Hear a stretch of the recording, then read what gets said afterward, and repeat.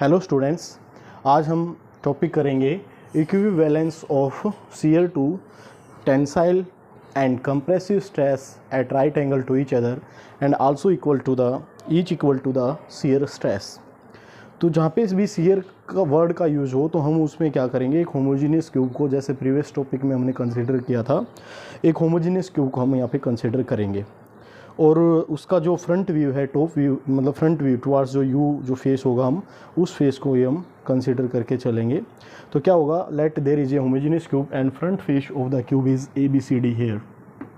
This is ABCD, front face of the cube ABCD।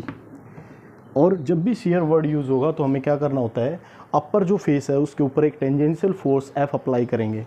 तो here we applied a force F along AB।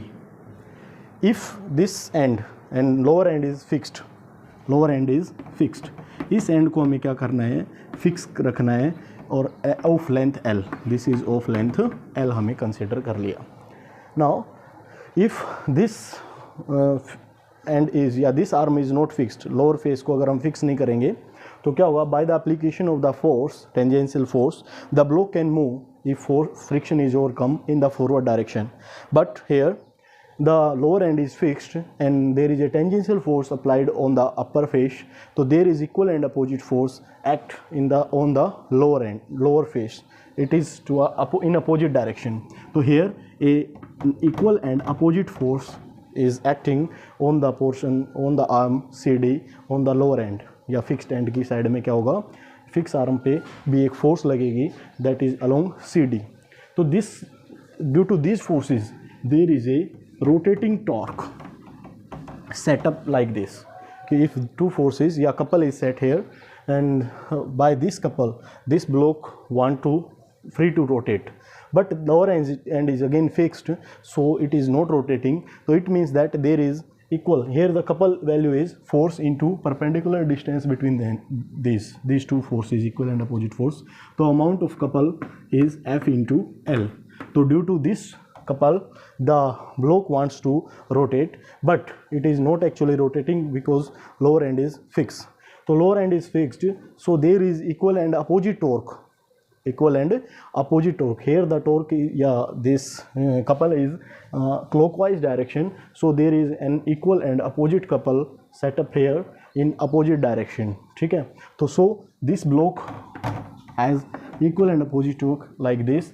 So it can be possible only when equal amount of forces are acting along CB, a force F, and this force along ADF. There are two equal and opposite force are acting on opposite arms CB and AD. These produce a anti-clockwise couple of value F into L. Again force and distance between these is L, तो FL. Due to these forces the net, देखो this, हम इसको क्या करेंगे, अब new diagram बना के हम इसको एक्सटेंड कर सकते हैं। न्यू डायग्राम ऑफ दिस, यहाँ पे हमें क्या दिख रहा है, अगेन इसको, इस फेस को हम ड्रॉ कर सकते हैं, ABCD को, A B C and D। here this is along AB, इस फोर्स को हम आगे एक्सटेंड कर देते हैं F। ठीक है, ऐसे ही सिमिलरली अलोंग जो DCF फोर्स एक्ट कर रही थी उसको भी हम ऐसे एक्सटेंड कर देते हैं। And know the force along this is downward direction, उसको हमें एक्सटेंड कर देना है downward, and this acting along this, उसको हम अपवर्ड एक्सटेंड कर देना है। ठीक है, और सिमिलरली हम यहाँ भी दिखा सकते हैं फोर्स F, और ये क्या होगी, force F, this is force F, और ये क्या फोर्स F हो गई। ठीक है, and force F, again this force F and this force F। ठीक है, तो क्या होगा यहाँ पे देखो, अगर हम इस एंड की बात करें B एंड के ऊपर, B एंड पे दो force right angle to each other काम कर रही हैं। ठीक है, एक दूसरे के साथ क्या है, राइट एंगल पे है। तो resultant of these forces is given by resultant of this by triangle या parallelogram law of vector addition से हम निकाल सकते हैं। Resultant acting along at an angle 45 and this has the value square of A square plus B square under the root. तो resultant is acting along this, that has the value f square plus 2 AB cos theta, 2 plus 2AB cos theta. Theta is here 90 degree, cos 90 is 0 and this is at right angle पे अगर दो vector काम कर रहे होंगे तो resultant is 2f square equal amount under the root 2f. So here a force root 2f is acting along this direction. ठीक है. Similarly, is at point D there are two forces F and F are right angle to each other, so their resultant is also F into root 2.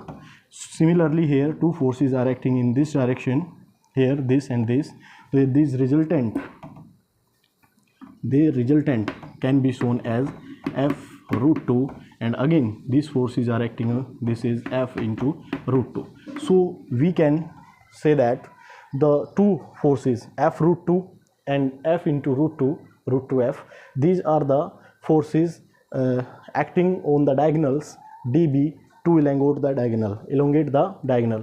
ये tensile करेंगे इस diagonal BD को and जो F root 2 और F root 2 C और A point पे act कर रहे हैं ये क्या करते हैं, इस AC डायगोनल को कंप्रेस करेंगे. जो प्रीवियस चैप्टर में भी, जो प्रीवियस टॉपिक है उसमें भी पढ़ा था कि AC डायगोनल वो गेट कंप्रेस्ड एंड जो BD डायगोनल वो क्या होगा, वो आपका टेंसाइल हो जाएगा, एक्सटेंशन प्रोड्यूस होगी उसके अंदर. तो अब हमें एक्सटेंशन करने के लिए या टेंसाइल करने के लिए अमाउंट ऑफ द फोर्स हमें पता लग गया. ऐसे ही कंप्रेशन के लिए जो फोर्स एक्टिंग है वो है F इंटू रूट 2. अगर हमें क्या पता लग जाए, इस एरिया का पता लग जाए कि कितने एरिया पे ये टेंजेंशियल फोर्स एक्ट करती हैं, तो उससे क्या निकाल सकते हैं हम, टेंसाइल स्ट्रेस और कंप्रेसिव स्ट्रेस दोनों निकाल सकते हैं. तो उससे पहले as we know that shear stress क्या होगा, यहाँ पे शियर स्ट्रेस की जिक्र करेंगे. Shear stress as we know tangential force that is F per unit area of this face is L into L because L is the length and L is the breadth. So L into L square. So this is the shear stress. First we know about shear stress. So shear stress is tangential force acting on upper face, that is F is the force per unit area of the face. Upper face has the area L into L, क्योंकि square face है तो उसका area क्या होगा, L into L square. तो shear stress की जो value होगी वो F अपॉन क्या होगी, L स्क्वायर होगी. अब हमें क्या चाहिए, अब हमें टेंसाइल जो स्ट्रेस है उसकी value, shear to tensile stress चाहिए. शियर का मतलब होता है कि फोर्स उस फेस के ऊपर कैसे लगनी चाहिए, पैरेलल लगनी चाहिए. अब अगर आप इस क्यूब को कट कर दोगे, एक पूरा ब्लॉक है उसको आप क्या करो, एक डायगोनल के अलोंग कट कर दो. डायगोनल को अलोंग कट करेंगे तो ये लेंथ कितनी होगी डायगोनल की, ये लेंथ होगी भाई L square plus L square under the root, क्योंकि at right angle to each other है. तो दोनों जो डायगोनल्स होते हैं फेस के, फेस डायगोनल, उनकी वैल्यू होती है रूट 2 इंटू L. तो यहाँ जो लेंथ है यहाँ से यहाँ तक की डायगोनल की लेंथ रूट 2L है. और अगर हम बात करें डेप्थ की तो वो L ही है. अगर इस क्यूब को पूरा करोगे और इसको कट कर देंगे हम हाफ के अंदर, क्यूब को दो इक्वल हाफ में अलोंग द डायगोनल, तो there is a new rectangle type geometry there, और that rectangle has one length is root 2L and height is same as the cube L. तो जो face होगा, जो हमारा फेस बनेगा diagonal के अलोंग, उस that has the area root 2L into L. Rectangle का एरिया होता है length into breadth, length is root 2L और ब्रेड्थ होगी सेम एज L. तो एरिया ऑफ दिस फेस अगर हम इसको कट करेंगे तो जो ये पोर्शन होगा या जो एरिया बनेगा, यहाँ पे सरफेस बनेगी, उसका एरिया होगा रूट 2 इंटू L हाइट या ब्रेड्थ ऑफ द क्यूब. तो यहाँ पे area of the along the face अगर हम इसको कट करेंगे तो वो एरिया होगा root 2L into L, that is root 2 into L square. और as we know that the force acting to tensile this diagonal is root 2F. Force as the value root 2F. So we can find shear to tensile stress. क्या निकाल सकते हैं भाई हम, shear to, shear word क्यों use किया, क्योंकि force है वो उस जो फेस के अलोंग, जो आपका डायगोनल के अलोंग जो फोर्स एक्ट करती है वो टेंजेंशियली एक्ट कर रही है, और अमाउंट है उस फोर्स का रूट 2F, और एरिया है that is root 2L square. ठीक है. तो हम क्या करेंगे, शियर टू टेंसाइल, टेंसाइल मतलब to elongate the diagonal, tensile stress that has the value of the force root 2F upon area that is root 2 into L square. This cancel, F upon क्या आ जाएगा L square. Same as shear stress. ऐसे ही हम इस diagonal के अंदर क्या आएगा, BD के अंदर कंप्रेशन आएगा, और कंप्रेशन में भी क्या होगा हमारा, ऐसे ही इसको भी कट करेंगे हम 2 हाफ्स में, तो एरिया होगा जो इसका फेस अलोंग द डायगोनल वो होगा √2L into L, again √2L square, और the force acting to compress the diagonal is F into √2।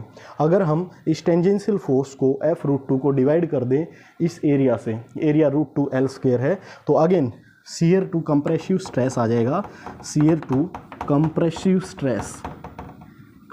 Stress उसकी वैल्यू भी क्या होगी √2F by √2L square, root यानी F बाय क्या आ जाएगा L स्क्वेयर। तो शियर टू टेंसाइल स्ट्रेस और शियर टू कंप्रेसिव स्ट्रेस दोनों के अमाउंट क्या है, इक्वल हैं, और also equal to the shear stress, और this shear to tensile stress और shear to compressive stress are right angle to each other, तो यही हमें प्रूव करना था कि equivalence of shear to tensile and compressive stress, shear to tensile stress और shear to compressive stress एक दूसरे के क्या हैं, इक्विवेलेंस हैं, और एक दूसरे के साथ राइट एंगल पे भी है। दूसरा, और ये इक्वल हैं, ईच इक्वल टू है शियर स्ट्रेस, और शियर स्ट्रेस के क्या है भाई ये इक्वल भी है। Thanks for watching.